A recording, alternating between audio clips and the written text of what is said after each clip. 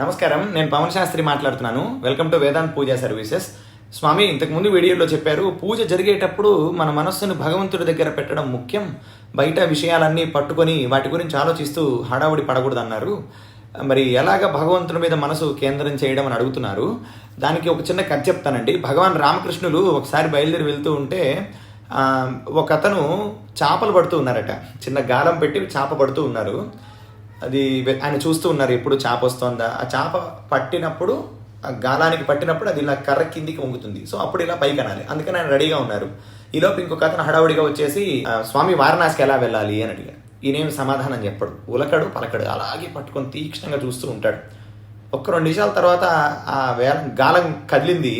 ఇలా అన్నాడు, తీసి పక్కన పెట్టాడు.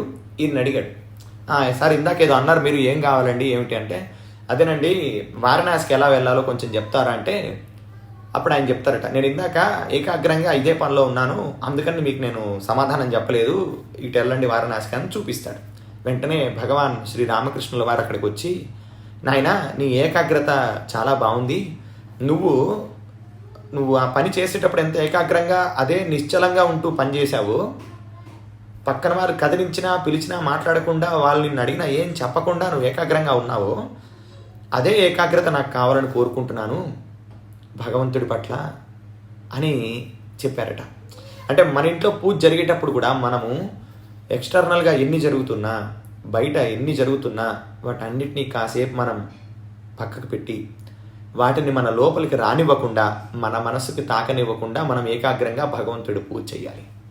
ఇలాంటి కథల కోసం, సూచనల కోసం ప్రొఫైల్ని ఫాలో అవ్వండి.